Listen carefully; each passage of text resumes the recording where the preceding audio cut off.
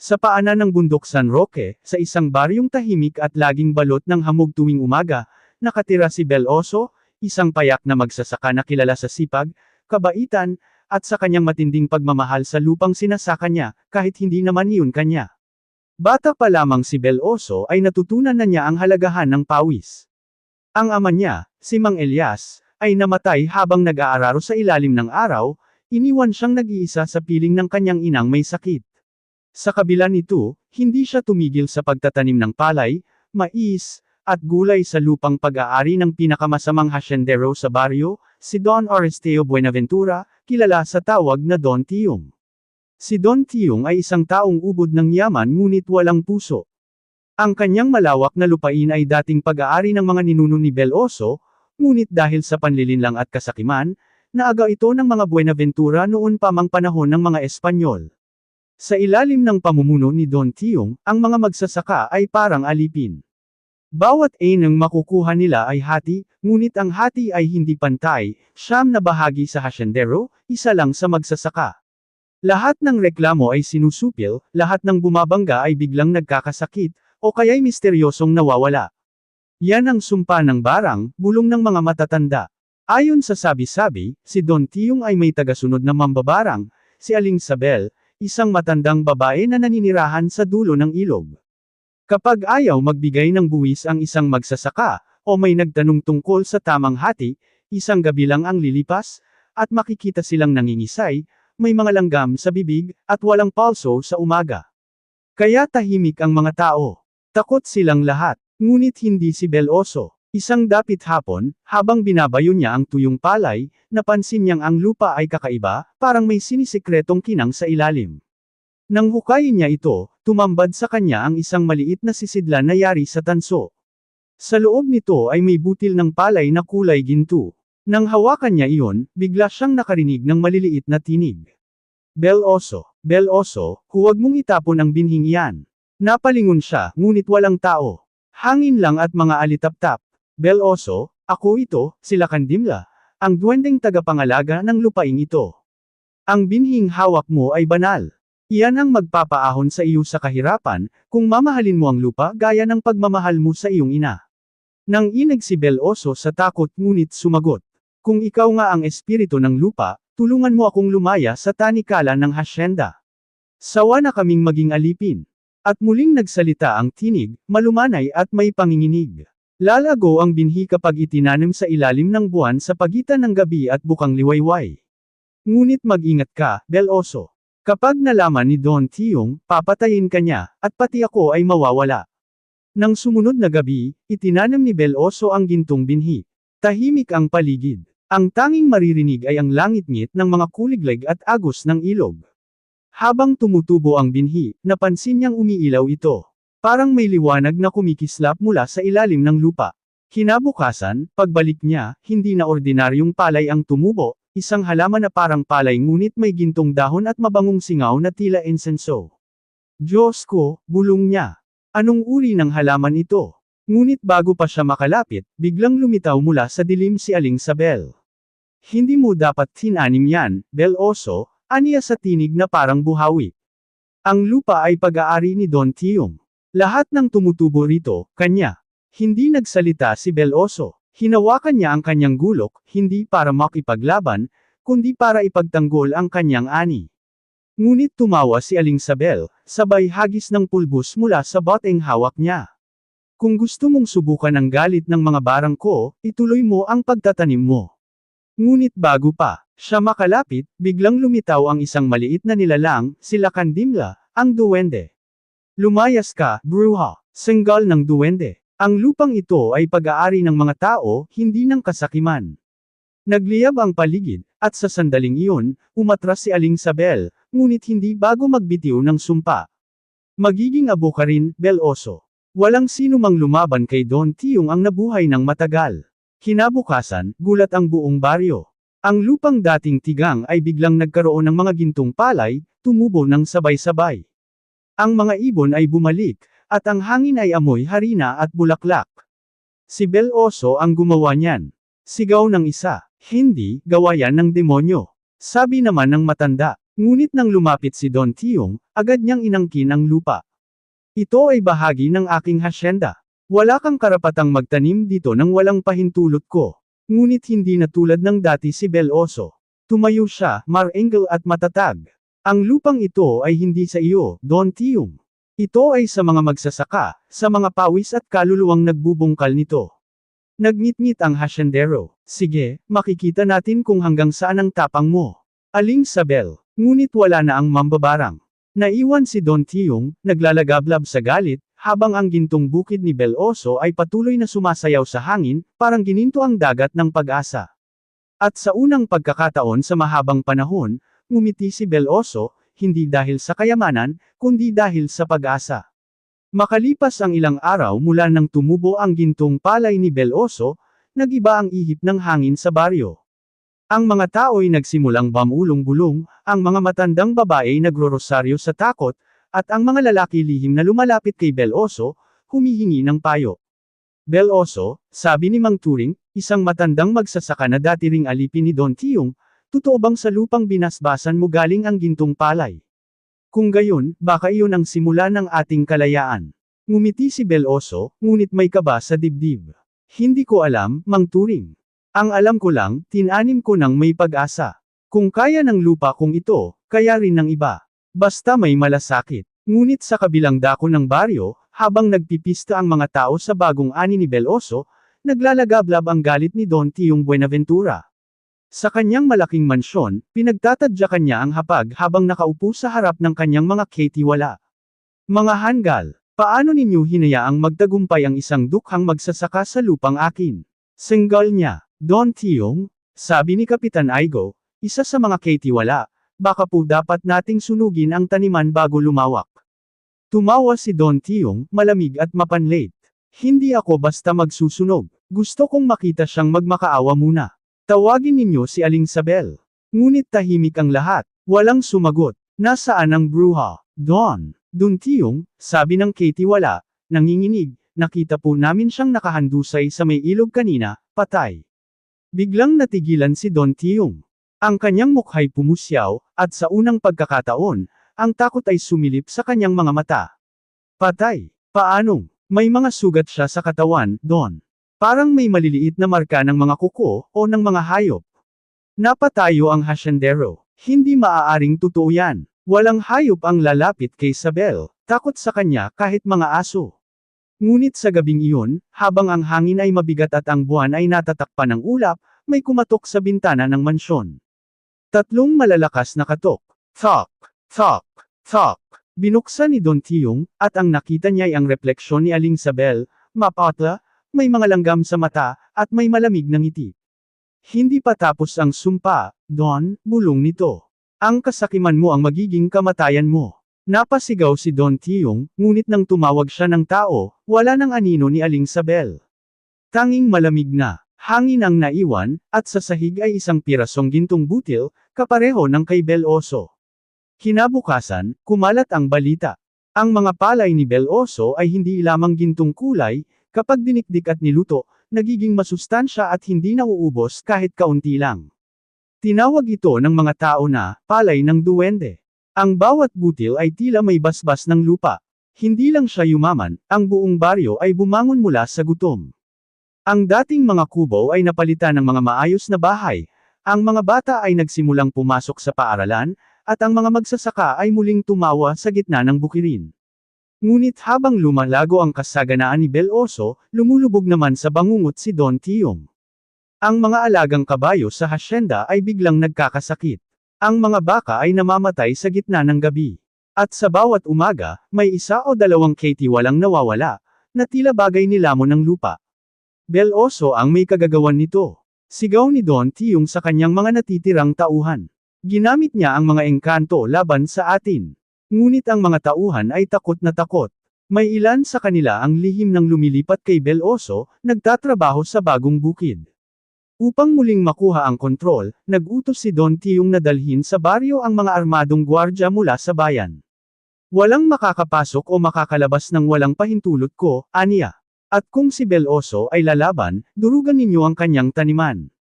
Ngunit hindi niya alam, sa gabing iyon, ang buong baryo ay protektado na ng mga duwende. Sa tuwing tatapak ang mga kawal sa lupa ni Beloso, lumulubog ang kanilang mga paa sa putik na parang humihigop.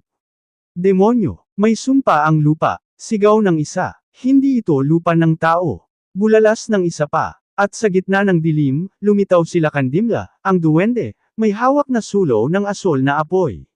Lumayas kayo sa lupang ito. Ang kasakiman ay hindi uusbong dito. Nagtakbuhan ang mga tao, ngunit may isa na naiwan, ang anak ni Don Tiong, si Carlos Buenaventura. Hindi ako aalis, sigaw niya. Kung may dapat parusahan, ako na lang. Nagulat si Beloso nang lumapit ito. Bakit mo ginagawa ito, Carlos? Tanong niya, hindi ba't anak ka ng taong umapi sa amin? Alam ko, sagot ni Carlos, at sawang-sawa na ako sa kanyang kasamaan. Kung papayag ka, gusto kong tumulong. Sa tulong ni Carlos, nalaman ni Beloso ang lihim ng mga Buenaventura. Ang kanilang angkan, ayon sa mga lumang kasulatan, ay dating mga tagapag-ingat ng bantay lupa. Ngunit nang sakupin ng mga Espanyol ang baryo, ipinagkanulo ni Don Fabian Buenaventura, ang unang hasyendero, ang mga duwende kapalit ng ginto at lupa. Kaya simula noon, isinumpa ang kanilang lahi, magiging mayaman sila, oo, ngunit walang kapayapaan. Lahat ng kayamanan ay babalik sa alikabok. Ngayon, mukhang nagsisimula ng matupad ang sumpang iyon. Sa bawat gabi, naririnig sa hasyenda ang mga yabag ng mga hindi nakikitang nilalang, ang mga pintuan ay kusang bumubukas, at ang mga palay ay natutuyo bago pa man anihin. Ang dating marangyang hasyenda ay unti-unting nagiging abandonado, habang ang bukiri ni Beloso ay tila paraiso ng gininto ang ani. Isang gabi, kinausap muli nila Kandimla si Beloso. Beloso, sabi ng duwende, ang kabutihan ng lupa ay nakasalalay sa iyong puso. Ngunit mag-ingat ka, ang kasakiman ay mapanlin lang. Kapag sinimulan mong mahalin ang ginto higit sa lupa, mawawala ang lahat. Napaisip si Beloso, hindi ko hihilingin ang kayamanan, sagot niya. Ang gusto ko lang ay kalayaan ng mga magsasaka. Ngumiti sila Kandimla, ngunit ang kanyang mga mata ay tila nag-aalala. Sana'y totoo yan hanggang sa dulo, Beloso. Sapagkat ang sumpa ng kasakiman ay hindi lang para sa mga Buenaventura. Kapag natikman mo ito, baka ikaw ang sumunod. Lumipas ang mga buwan, at sa ilalim ng gininto ang sikat ng araw, ang bukirin ni Beloso ay naging pinakamayabong sa buong lalawigan. Ang dating baryong Payak ay tinawag na ngayon ng mga taga-bayan bilang San Beloso, isang lugar ng kasaganaan at kababalaghan. Ngunit sa likod ng tagumpay na iyon, nagsimulang maramdaman ni Beloso ang isang kakaibang bigat sa kanyang dibdib. Bawat umaga, bago siya magbayo ng palay, nararamdaman niyang may malamig na hangin na humahaplos sa kanyang batok, parang may nagbabantay, o nagmamasid. Lakandimla, tawag niya minsan, ngunit walang sagot. Tanging ang alingawngaw ng mga ibon at kaluskos ng palay ang tugon sa kanya. Isang gabi, habang nagbibilang siya ng mga sako ng palay, may kumatok sa kanyang pinto. 3 beses. Thok, thok, thok. Pasok ka, sabi niya, inaakalang si Mang Turing iyon. Ngunit nang bumukas ang pinto, isang banyagang lalaki ang pumasok, nakabarong, may hawak na baston na may ulo ng leon. Magandang gabi, Ginoong Beloso, aniya. Ako si Senyor Vergara, isang negosyante mula Maynila. Narinig ko ang tungkol sa iyong gintong palay. Interesado akong bilhin ito, lahat. Napatigil si Beloso. Lahat, pati ang binhi. Lahat, sagot ni Vergara. At handa akong magbayad ng higit pa sa may isip mo.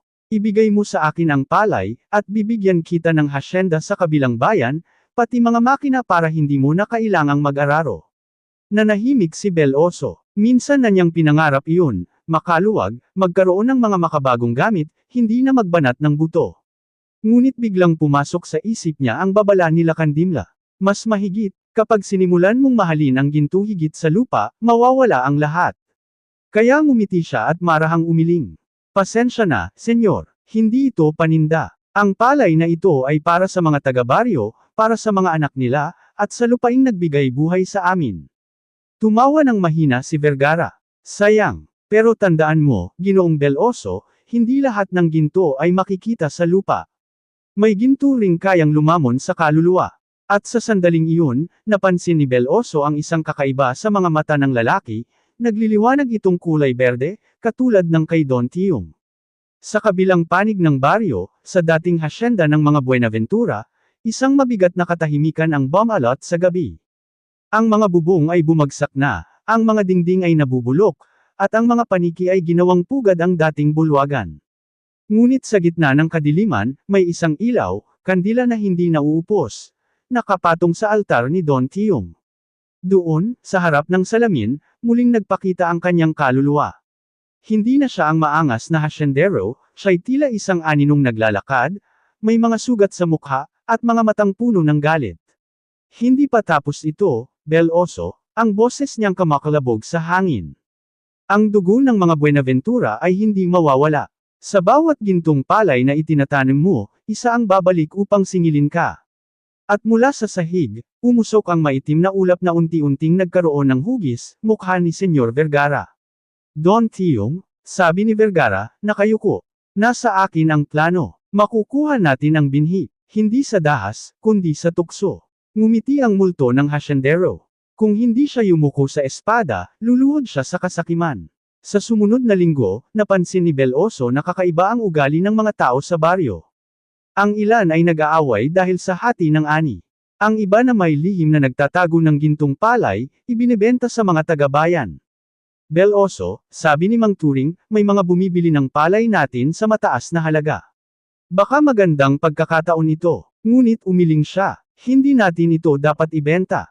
Kapag binenta natin ang binhi, mawawala ang basbas ng lupa. Ngunit huli na ang lahat. Ilang magsasaka na ang nakipagkasundo kay Senyor Vergara, at kinabukasan, nagulat si Bel Oso, ang mga gintong palay na naibenta ay natuyo, naging abo. Ang mga taong kumita ay biglang nagkasakit. Ang ilan ay nabaliw, nagsasabing may mga duwending humahabol sa kanila sa dilim. Sa gitna ng kaguluhan, isang gabi, muling nagpakita sila Kandimla kay Bel Oso. Ngunit ngayon, mahina na siya, tila unti-unting naglalaho. Bel Oso, sabi ng duwende, ang lupa ay nasasaktan. Ang kasakiman ng mga tao ay pumapasok sa ugat ng gintong palay.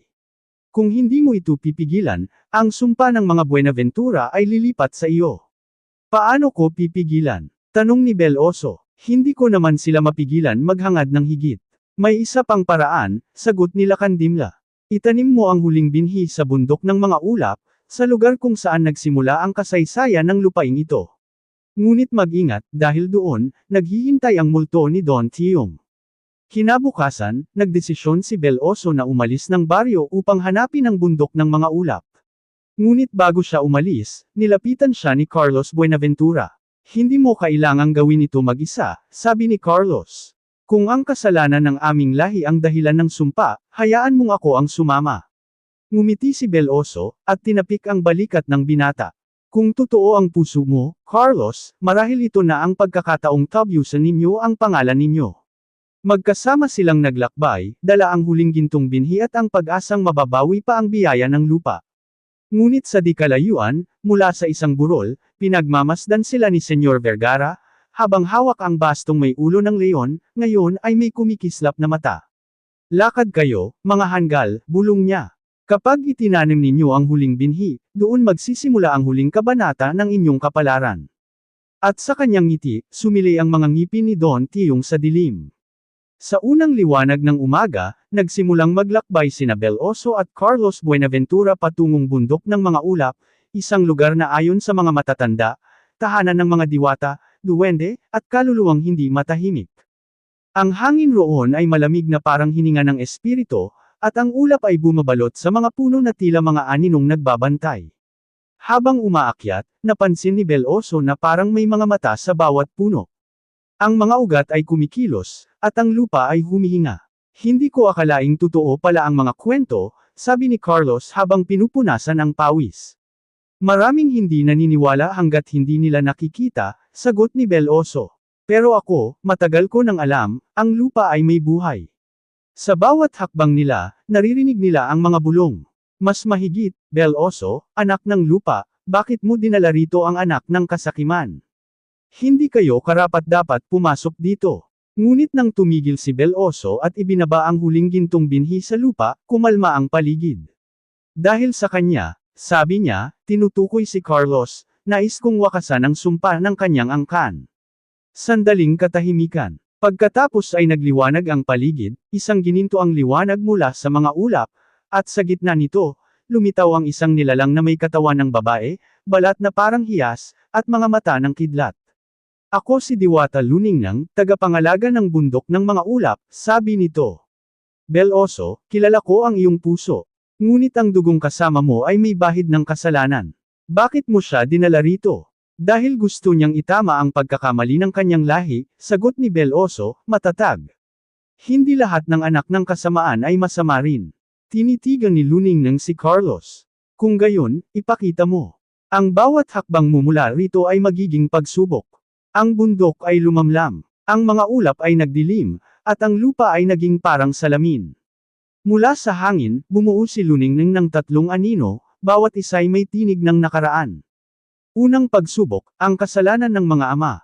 Lumabas mula sa usok ang imahe ni Don Fabian Buenaventura, ang ninuno ni Carlos, habang pinapalayas ang mga duwende sa kanilang mga lungga, pinasusunog ang mga punong may gintong dahon. Ang kayamanan ay para sa tao, hindi sa mga nilalang.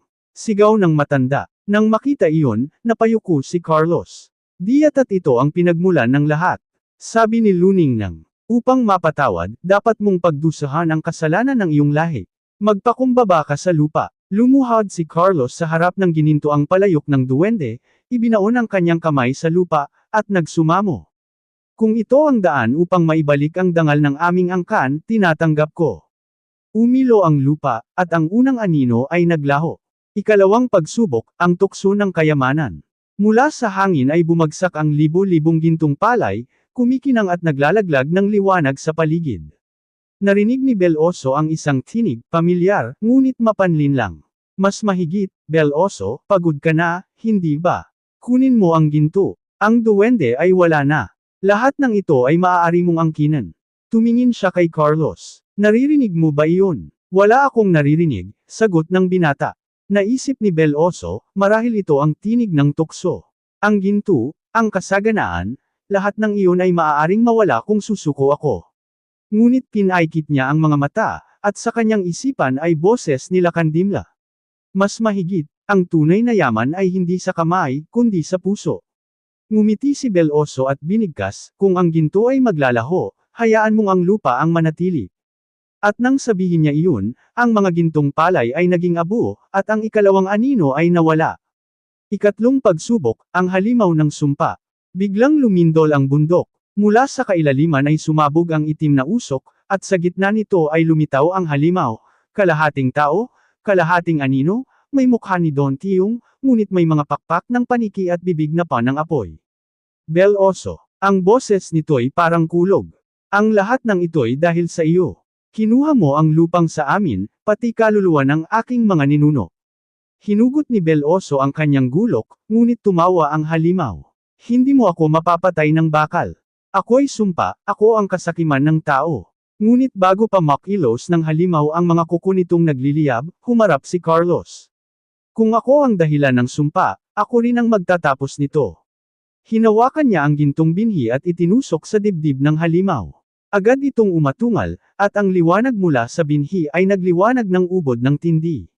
Sumabog ang usok, at naglaho ang halimaw sa hangin. Ngunit kasabay noon, bumagsak si Carlos.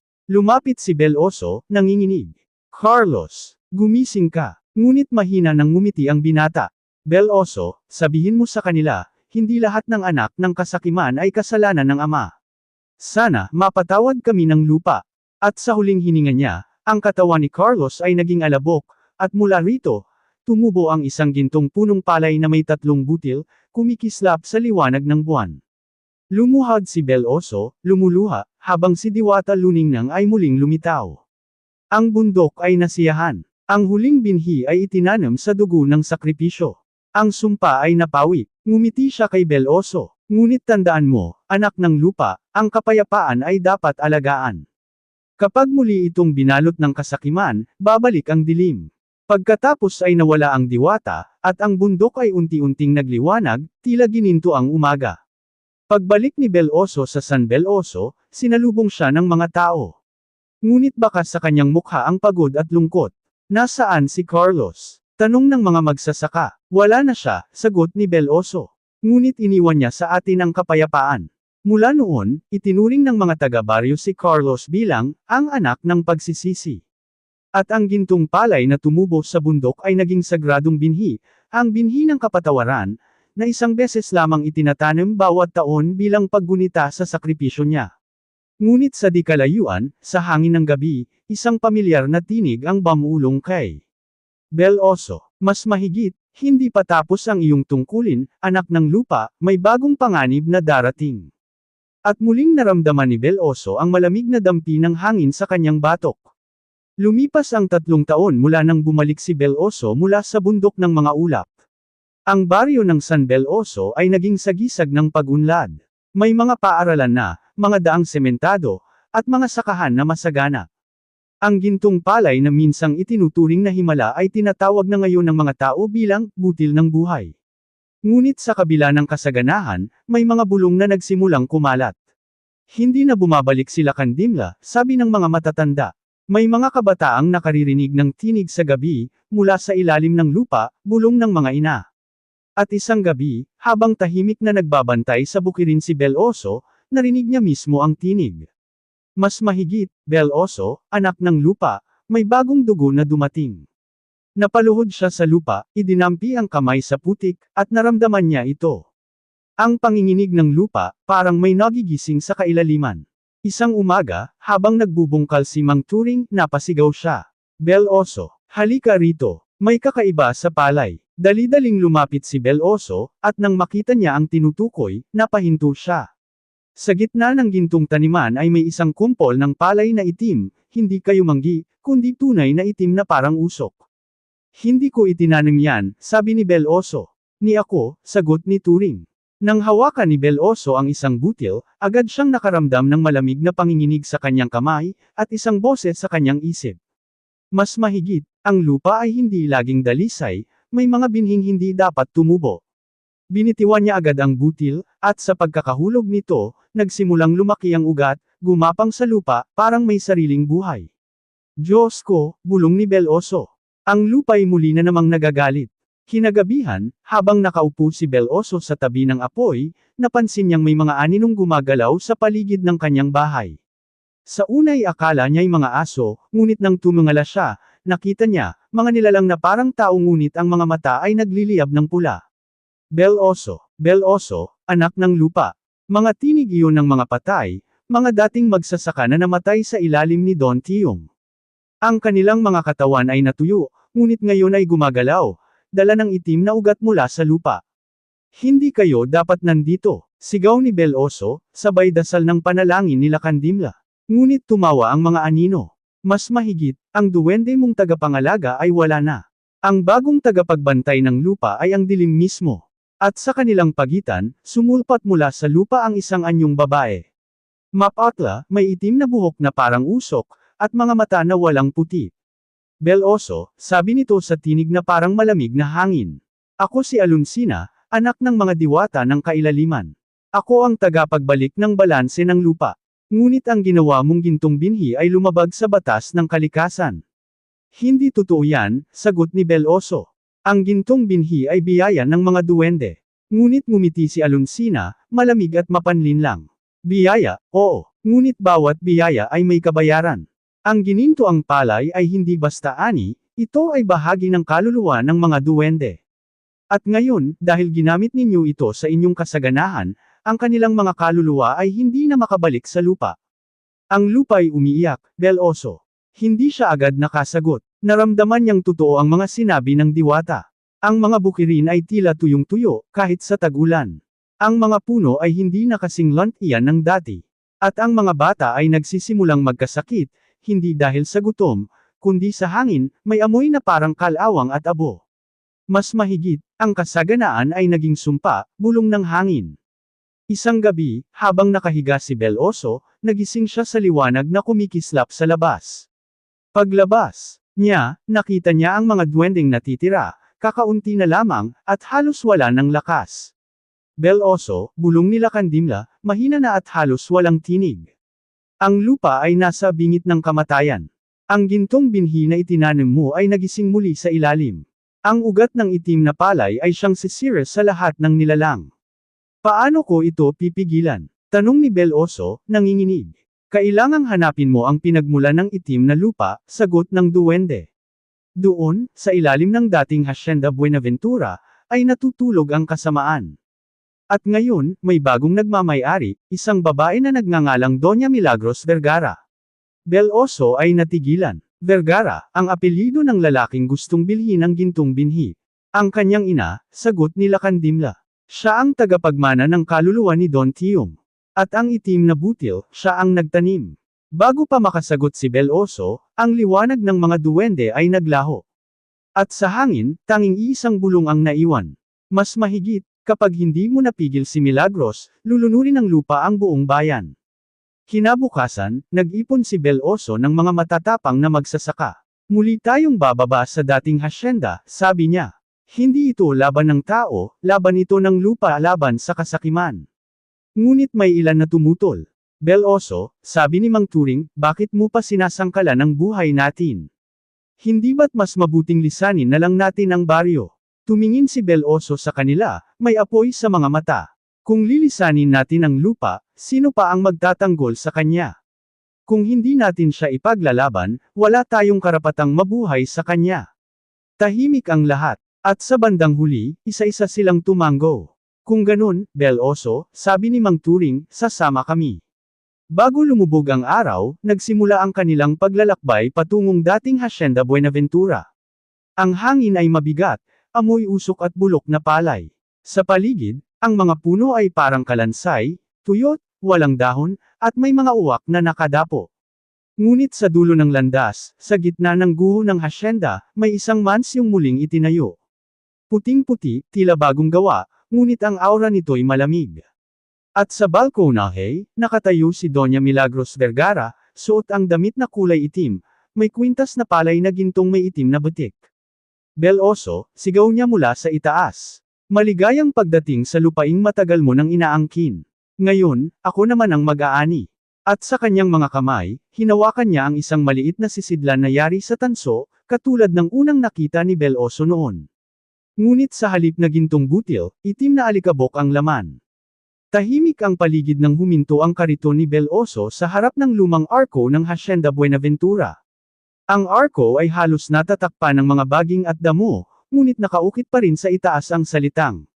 Mas mahigit, omne terrae dominus est. Ang lahat ng lupa ay may amo. Ngunit ang salitang iyon ay tila may bagong kahulugan sa kanila ngayon. Para kay Bel Oso, ang lupa ay hindi pag-aari ng tao, kundi kabaligtaran, ang tao ang pag-aari ng lupa. Habang naglalakad papasok si Bel Oso kasama ang mga magsasaka, bigla silang pinigilan ng isang matandang lalaki. Payat ito, kalbo, at may hawak na tungkod na may ukit na palay. Ang kanyang mga mata ay kulay abo, parang abo ng sinunog na kahoy. Walang sino mang pwedeng pumasok sa lupang ito, sabi ng matanda. Lupa ito ni Doña Milagros Vergara, at sa ilalim ng kanyang basbas, walang kasalanan ang pwedeng magtago. Hindi ako nagtatago, sagot ni Bel Oso. Ako si Bel Oso, anak ng San Bel Oso, ang dating lupain na sinira ng mga kagaya niya. Ngumisi ang matanda. Ikaw pala ang anak ng Pag-asa. Ang binhi ng mga duwende. Alam mo bang matagal ka na niyang hinihintay? Mula sa likod ng matanda, nagsimulang lumitaw ang mga nilalang. Mga lalaki at babaeng parang kalansay. Ngunit ang mga katawan ay may tinik na parang mga ugat ng itim na palay. Ang kanilang balat ay may punit-punit na dahon, at sa kanilang mga mata ay umiikot ang pulang liwanag. Mga aninong binuhay ng lupa, sabi ng matanda. Mga magsasakang minsang inalipin, ngunit ngayon ay alagad na ng bagong may lupa. Bago pa sila makagalaw, biglang lumiyab ang tungkod ng matanda, at ang lupa sa paligid ay gumalaw, parang humihinga. Bel Oso, sabi niya, kung gusto mong makapasok, ipakita mong tunay kang anak ng lupa. Hinawakan ni Bel Oso ang palayok ng alikabok na dala niya, ang pinagtabunan ng gininto ang binhi noon, at inilapat sa lupa. Lupa, alalahanin mo kung sino ang tunay mong anak, bulong niya. Agad na kumislap ang lupa, at sa ilalim ng kanyang mga paa ay tumubo ang mga gintong damo. Ang matanda ay napaurong, nanlaki ang mga mata. Imposible. Ang gintong binhi dapat nang patay. Buhay pa ito, sabi ni Bel Oso, sapagkat ang lupa ay hindi kailanman mamamatay kung may puso ang nag-aararo. At sa kanyang kamay, lumitaw ang isang palay na gintong may berdeng liwanag, ang simbolo ng kabutihan ng lupa. Nang ipalo niya ito sa lupa, kumalat ang liwanag, tinupok ang mga aninong kalansay, at naglaho ang matanda sa alon ng alabok. Habang papasok sila sa gitna ng hasyenda, tumambad sa kanila ang mansyon ni Doña Milagros. Malinis, puti, ngunit malamig. Ang mga bintana'y sarado, ngunit may mga matang nakasilip mula sa likod ng kurtina, mga aninong nagmamasid.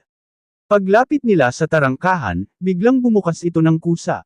At mula sa loob ay sumalubong ang tinig ng babae. Mas mahigit, Bel Oso, anak ng lupa. Ang panahon ng mga duwende ay tapos na. Ako ang bagong may lupa, at ako ang magpapasya kung sino ang karapat-dapat mabuhay.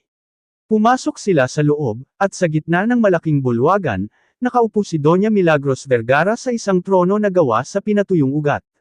Sa kanyang likod ay may altar, hindi para sa Diyos, kundi para sa lupa. May mga palay na nakasabit, ngunit lahat ay kulay itim. Bel Oso, sabi ni Milagros, ang lupaing ito ay pag-aari ng aking ama, ng kanyang ama, at ng mga ninuno niyang dumating pa sa panahon ng mga Kastila. Ngunit kayo, mga tulad mong dukha, ay nilapastangan ito. Ginawa mong banal ang lupa na pag-aari ko. Pag-aari mo, sagot ni Bel Oso. Ang lupa ay hindi pag-aari ng tao. Ikaw ang sum-heir sa kanya. Ngumiti si Milagros, marahan ngunit mapanganib. Ang lupa ay nagpaparusa sa mahihina, Bel Oso. Kaya't binigyan ko siya ng dahilan para mabuhay muli. Ang itim na binhi, ang binhi ng kasakiman, ay bunga ng dugo ng mga alipin. At ngayon, ito ang bagong panahon ng ani.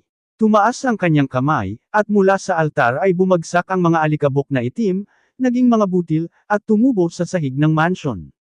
Mula roon ay sumulpat ang mga halimaw na gawa sa ugat, may mukha ng mga magsasakang namatay noon.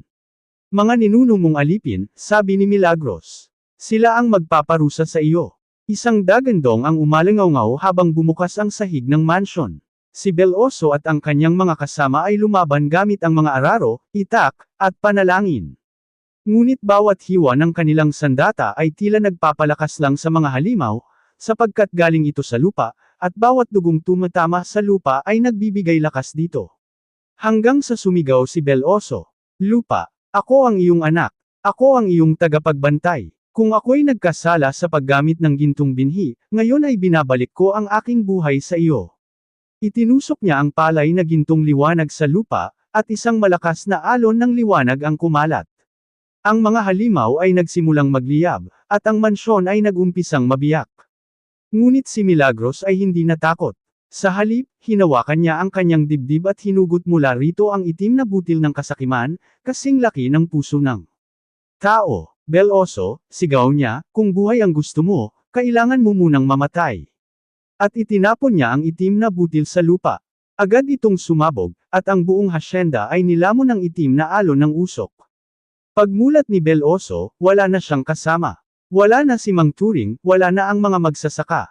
Nasa gitna siya ng isang malawak na taniman ng itim na palay, at sa kalangitan ay walang araw, tanging dilim. At mula sa di kalayuan, lumitaw si Milagros, hindi na tao, kundi nilalang nayari sa abo at ugat. Maligayang pagdating sa kailaliman ng lupa, Bel Oso, sabi niya. Ito ang bagong kaharian ng mga makasalanan. Tumingin si Bel Oso sa paligid, napagtantong siya ay nasa loob ng mismong kaluluwa ng lupa. Ang bawat hakbang ay may sigaw ng mga kaluluwang inalipin noon, ang bawat hinga ay may pait ng kasalanan ng mga tao. Ngunit sa kanyang dibdib, ang gintong palay ay muling kumikislap. Kung kailaliman ito, bulong ni Bel Oso, dito rin ako magsasaka. Hinawakan niya ang lupa, at sa kanyang palad ay nagsimulang tumubo ang berdeng damo, ang unang tanda ng pag-asa sa gitna ng impyerno ng lupa. Tahimik. Walang hangin, walang araw, walang gabi. Tanging kaluskos ng mga ugat at alingawngaw ng mga nawawalang kaluluwa ang bumabalot sa paligid ni Bel Oso. Nasa kailaliman siya ng lupa, hindi bilang bangkay, kundi bilang nilalang na muling ipinanganak ng lupa mismo. Sa kanyang dibdib ay patuloy na kumikislap ang gintong binhi, na tila nagsisilbing kanyang puso. Habang naglalakad si Bel Oso sa madilim na taniman ng itim na palay, napansin niyang ang bawat butil ay may mukha, mga mukha ng mga magsasakang namatay sa gutom, sa hirap, at sa kasakiman ng mga hasyendero. Ang mga mata ng mga ito ay nakapikit, ngunit ang kanilang mga labi ay kumikilos, bumubulong ng iisang panalangin. Mas mahigit, ibalik mo kami sa liwanag, ibalik mo kami sa liwanag. Diyos ko, bulong ni Beloso. Ito ba ang naging kapalit ng kasaganaan? Isang tinig ang sumagot mula sa dilim. Mas mahigit, hindi lang kasaganaan, Beloso, kundi kabayaran ng kasalanan ng tao sa lupa. Paglingon niya, nakita niya si Lakandimla, ang duwendeng tagapangalaga ng lupa, ngunit ngayon ay halos parang anino na lamang. Ang kanyang katawan ay yari sa alabok at liwanag, at ang mga mata niya ay may lungkot. Lakandimla, sigaw ni Beloso, halos lumuhas sa tuwa. Buhay ka pa pala, ngumiti ang duwende. Hindi na ako buhay gaya ng dati, Beloso.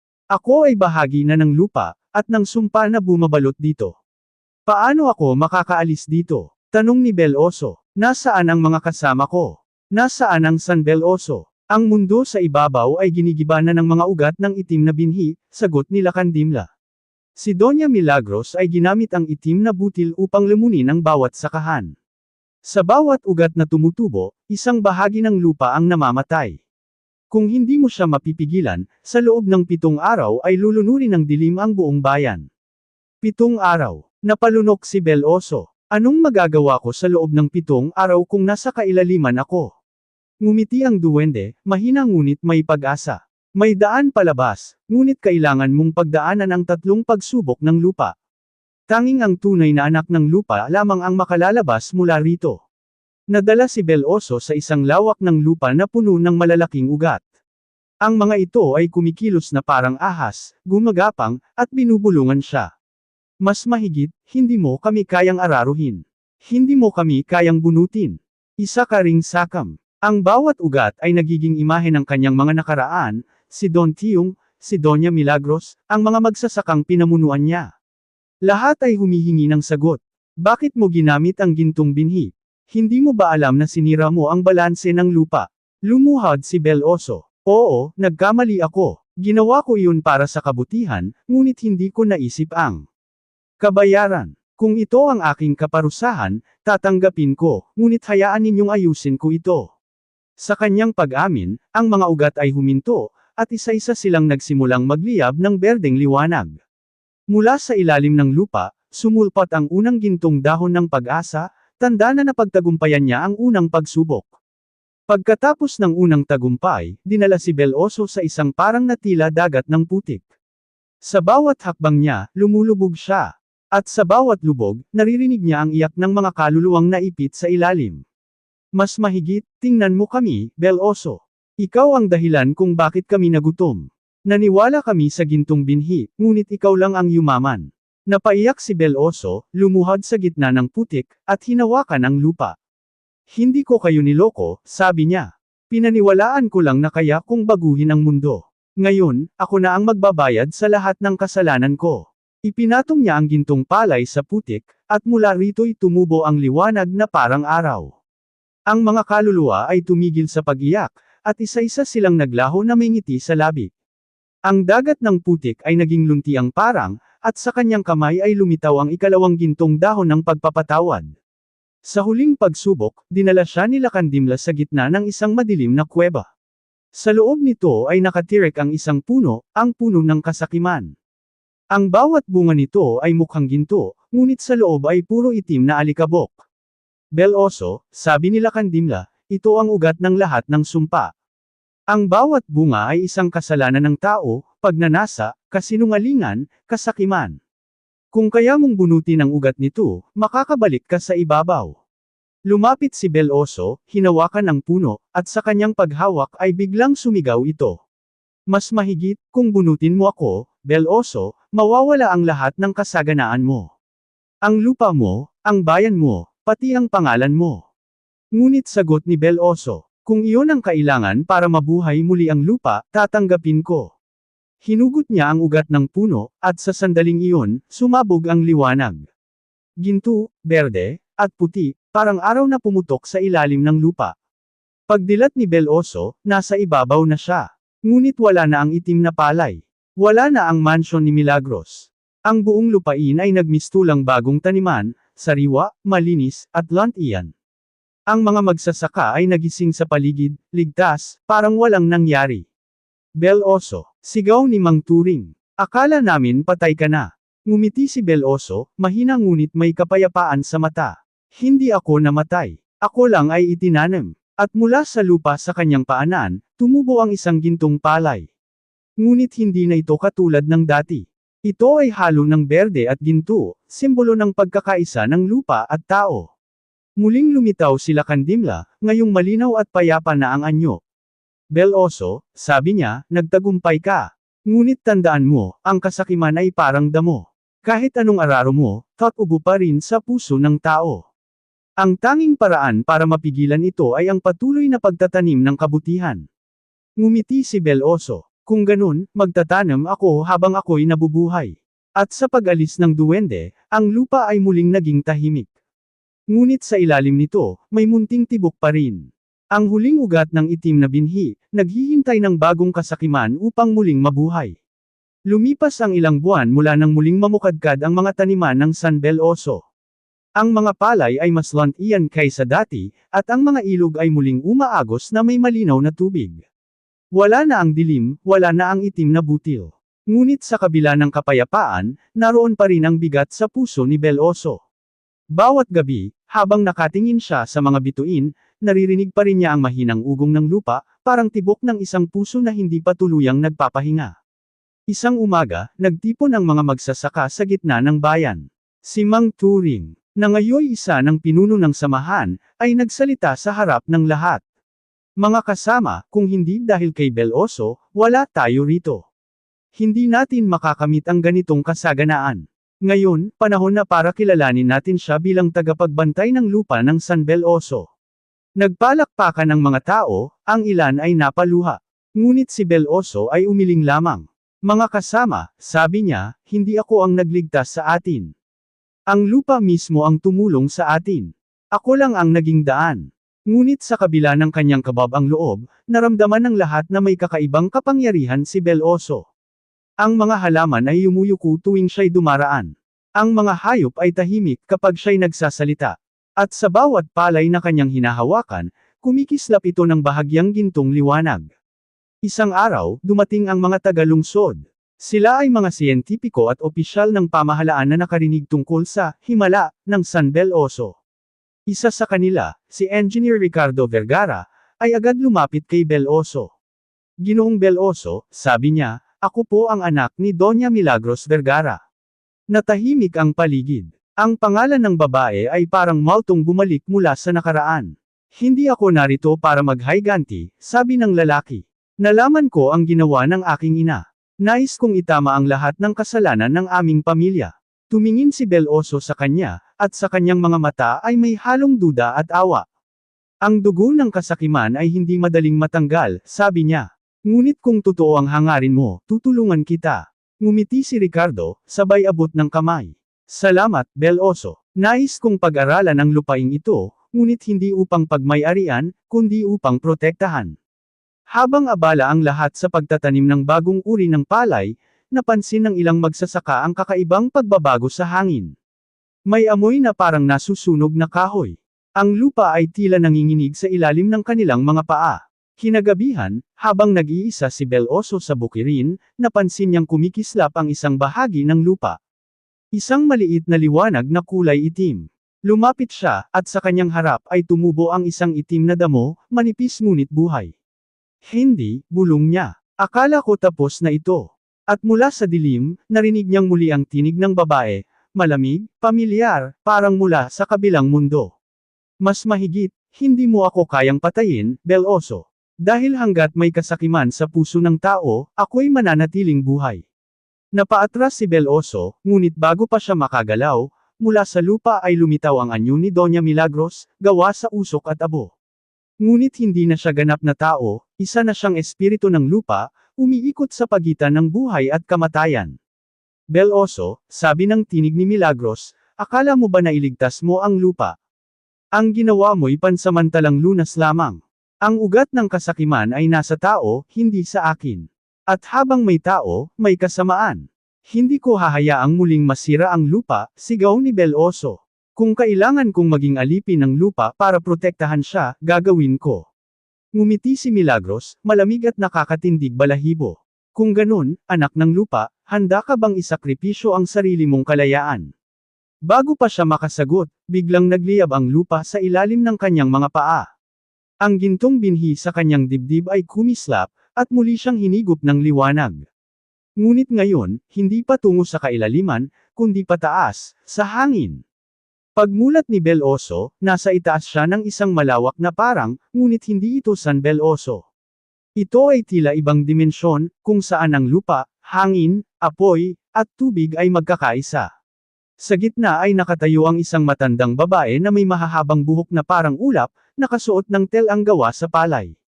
Ako si ina ng lupa, Bel Oso, sabi nito. Matagal ka naming pinagmasdan. Ikaw ang nagbukas ng balanse ng lupa at tao, ngunit ngayon, may panganib na mas malaki pa kay Doña Milagros. Mas malaki pa? Tanong ni Bel Oso. Oo, sagot ng ina ng lupa. Ang mga tao sa ibabaw ay nagsisimulang magbalik sa dating kasakiman.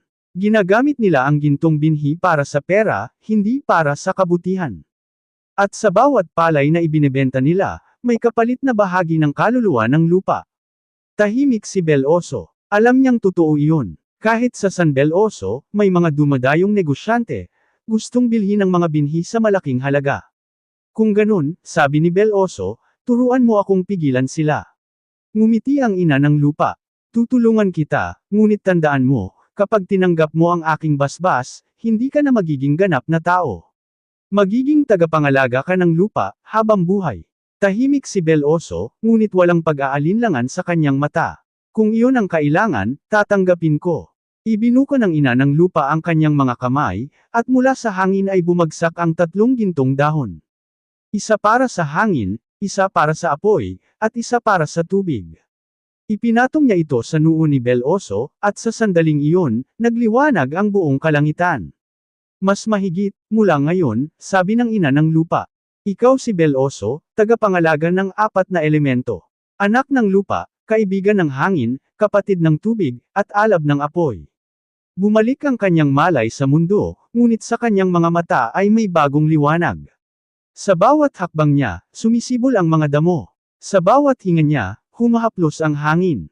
At sa bawat salitang binibigkas niya, nagigising ang lupa. Ngunit bago siya tuluyang makabalik sa bayan, narinig niya ang huling bulong ng ina ng lupa. Mas mahigit, Bel Oso, kahit gaano kakabuti, tandaan mo. Ang kasamaan ay hindi mawawala. Ngunit hanggat may magtatanim ng kabutihan, hindi rin ito magwawagi. Tumanggo si Bel Oso, tumangala sa langit, at ngumiti. Kung ganun, magtatanim ako hanggang sa aking huling hininga. At sa pagbalik niya sa San Bel Oso, nakita ng lahat ang bagong himala. Ang mga palay ay may halong ginto at asul, kumikislap sa ilalim ng araw. Mga binhing nagsisilbing tulay ng kalikasan at sangkatauhan. Pagbalik ni Bel Oso sa San Bel Oso, tila nagbago na ang lahat. Ang mga bundok ay tila mas mataas, ang mga ilog ay mas malalim, at ang hangin ay may kakaibang enerhiya na hindi niya maramdaman noon. Ang kanyang katawan ay nag-iba rin, mas malakas, mas magaan, at sa ilalim ng kanyang balat, tila may dumadaloy na liwanag ng 4 na elemento. Ngunit kasabay ng kapangyarihang iyon ay dumating ang mga palatandaan ng bagong panganib. Isang umaga, habang nagbubungkal ng lupa si Carlos, biglang yumanig ang buong bayan. Mula sa dagat sa silangan ay sumirit ang napakalaking alon, tila pader ng tubig na umaabot sa langit. Ang mga isda ay nagliliparan sa hangin, at ang mga bangka ay winasak ng puwersa ng karagatan. Bel Oso, sigaw ng mga tao. Ang dagat ay nagagalit. Tumakbo si Bel Oso sa pampang. Sa tuktok ng tubig, may nakita siyang anyo ng isang lalaking gawa sa alon, matangkad, may korona ng kabibe, at mga matang kumikislap na asol. Ako si Lakandaluyong, hari ng alon, wika ng boses na parang kulog sa pagitan ng mga alon. Dati akong tagapangalaga ng tubig, ngunit ang mga tao'y nakalimot sa akin. Sinira nila ang dagat, pinuno ng langis, itinapon ang dumi ng kanilang kasakiman. Tumingin siya kay Bel Oso, at kumidlat ang mga mata. At ngayon, narito ka, anak ng lupa. Tagapangalaga ng 4 na elemento. Sabihin mo sa akin, bakit mo dapat pang ipagtanggol ang mga taong Samire sa aking kaharian? Nakatitig si Bel Oso sa dambuhalang nilalang.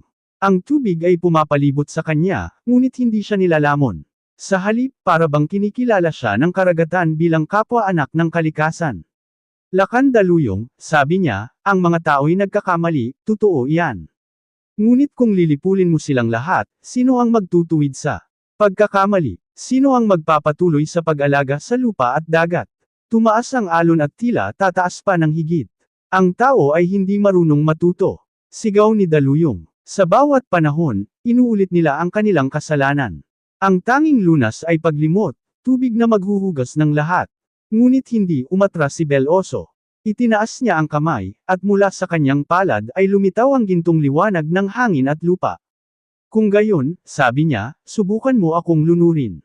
Kung ako'y magtagumpay, titigil ka sa galit mo sa sangkatauhan.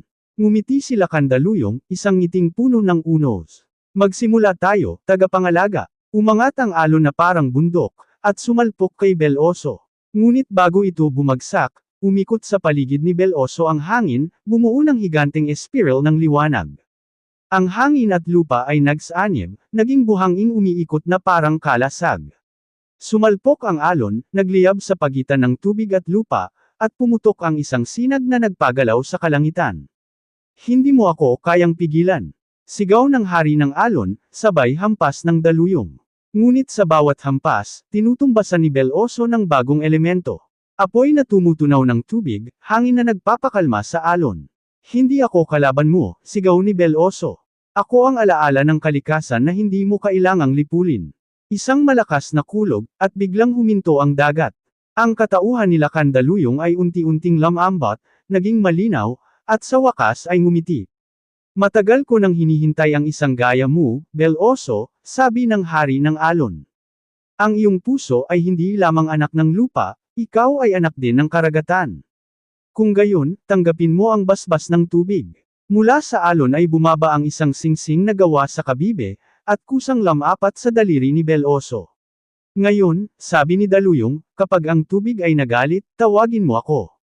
Tayo'y magbabantay ng magkasama, at sa isang kisap mata, ang dagat ay muling kumalma, parang walang nangyari. Ngunit hindi pa tapos ang pagsubok.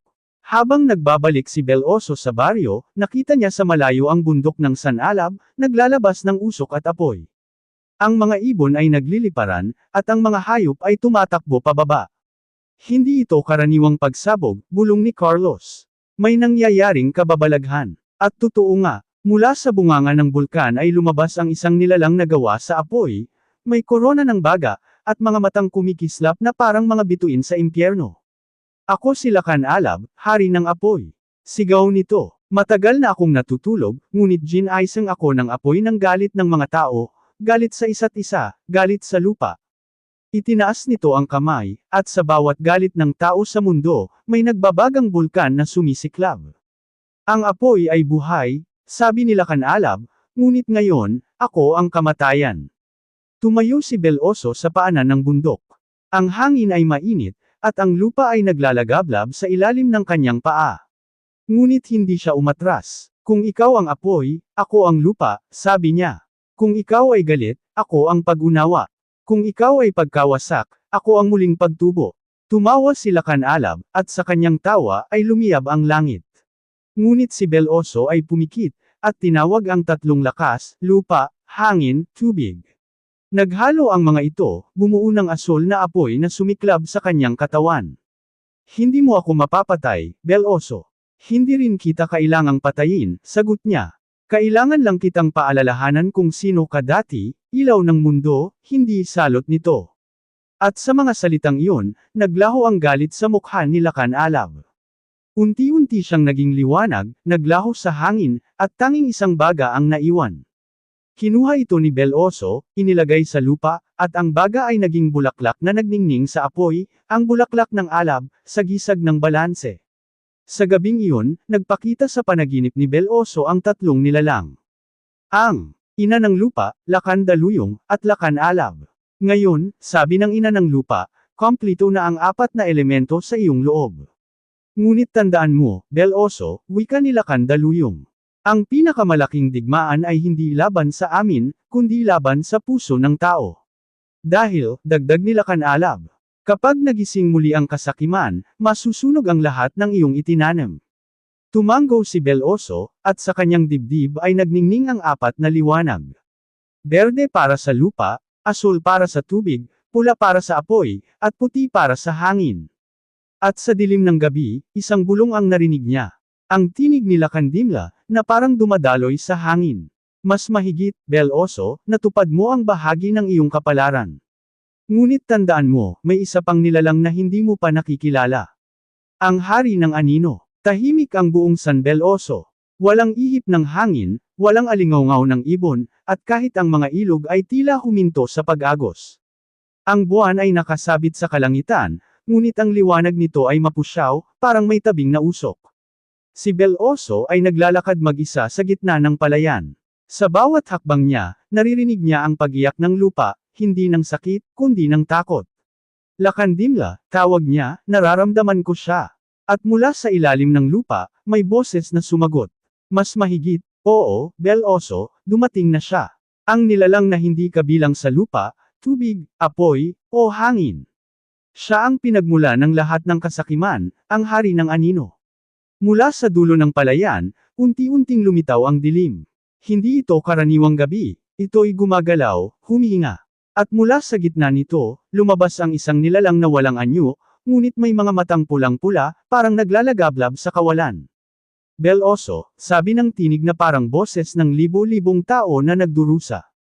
Matagal na kitang pinagmamasdan. Tagapangalaga ng lupa, anak ng duwende, alagad ng apat na elemento. Ngunit nakalimutan mo kung sino talaga ang tunay mong kaaway. Hindi ko kailanman kinalimutan, sagot ni Bel-Oso, matatag. Alam kong ikaw ang ugat ng lahat, ang kasakiman, ang inggit, ang galit na naninirahan sa puso ng tao. Ngumiti ang nilalang, bagaman wala itong bibig. Hindi mo ako kayang talunin. Hindi ako nasa lupa o langit, nasa puso ako ng bawat tao. Habang may takot, habang may pagnanais ng higit, ako ay buhay. Umugang ang hangin, at ang buong bayan ay nabalot ng anino. Ang mga palay ay nanlambot, ang mga puno ay naligas, at ang mga bahay ay tila tinutunaw ng dilim. Sa gitna ng lahat, tumayo si Bel-Oso, nakataas ang kamay, tinawag ang apat na elemento. Lupa, tubig, apoy, hangin, samahan ninyo ako. Mula sa kanyang katawan ay lumabas ang apat na liwanag. Berde, asul, pula, at puti. Ngunit sa bawat pagningning nito, sinisipsip ng anino ang liwanag, parang walang hangganang gutom. Tingnan mo, sabi ng hari ng anino, ako ang anino ng lahat ng iyong tagumpay. Habang lumalakas ka, lumalakas din ako. Dahil ang liwanag ay walang saysay kung walang dilim. Sumabog ang hangin, tumama ang apoy, umagos ang tubig, at gumalaw ang lupa, ngunit lahat ng iyon ay tinanggap ng nilalang na parang apoy sa gabi. Hanggang sa si Bel-Oso ay napaluhod, humihingal, halos mawalan ng lakas. Hindi sapat ang kapangyarihan ng apat na elemento, bulong ni Lakandimla sa kanyang isipan. May kulang pa, Bel-Oso, ang ikalimang elemento. Ang ano, bulong niya, mas mahigit, ang diwa ng tao. Ang puso. Napatingin si Bel-Oso sa paligid. Nakikita niya ang mga tao ng San Bel-Oso, nagtatago, nanginginig, at natatakot. Ngunit sa kabila ng takot, naroon ang mga ina na niyayakap ang anak, ang mga ama na lumalaban sa dilim, at ang mga bata na nagdarasal. Kung ang anino ay nabubuhay sa takot, bulong ni Bel-Oso, bubuhayin ko ang liwanag sa pag-asa. Tumayo siya, pinaikit ang mga mata, at inilagay ang kanyang mga kamay sa lupa, tubig, apoy, hangin, at puso. Isang gintong liwanag ang lumabas mula sa kanyang dibdib, hindi tulad ng mga nauna. Ito'y hindi apoy o tubig, kundi pagnanasa ng buhay, pag-ibig sa kapwa, pagpapatawad. Ang liwanag ay kumalat sa paligid, at bawat tao na nakaramdam ng takot ay biglang nagkaroon ng tapang. Ang mga bata ay tumayo, ang mga magsasaka ay nagsimula ulit magdasal, at ang buong bayan ay sabay-sabay na umawit ng panalangin para sa lupa. Ang tinig ng kanilang pagkakaisa ay nagpatibok sa lupa. Isang tibok na mas malakas kaysa sa takot. Mas malalim kaysa sa dilim. Hindi. Sigaw ng hari ng anino. Hindi niyo ako kayang burahin. Ako ang bahagi ninyo. Ngunit sa bawat salitang iyon, lalo lamang siyang nanghihina. Ang kanyang anyo ay nagkakabitak, at mula sa loob ay lumalabas ang liwanag. Hindi ka namin buburahin, sabi ni Bel Oso, habang lumalapit. Ikaw ay mananatili, ngunit sa ilalim ng liwanag. Dahil ang tao ay may dilim. Oo, ngunit ito'y kailangan para makilala ang liwanag. Hinawakan niya ang anino sa balikat, at sa sandaling iyon, sumabog ang liwanag sa buong paligid. Ang dilim ay hindi nawala, ngunit naging bahagi ng liwanag, naging balanse. Pagmulat ni Bel Oso, nasa gitna siya ng palayan. Ang araw ay sumisikat, at ang mga tao ay muling nagbubunyi. Wala na ang hari ng anino, sa kanyang lugar ay naiwan lamang ang isang bilog na itim na bato, simbolo ng balanse ng liwanag at dilim. Lumapit si Carlos at sinabi, Bel Oso, tapos na ba? Ngumiti siya, pagod ngunit payapa. Hindi kailanman matatapos, Carlos. Ang laban ng liwanag at dilim ay nasa puso ng bawat tao. Ngunit hanggat may nagtatanim ng kabutihan, hindi kailanman magwawagi ang anino. Sa paglipas ng mga taon, naging alamat si Bel Oso. Ang kanyang pangalan ay itinuro sa mga bata bilang tagapangalaga ng lupa at puso.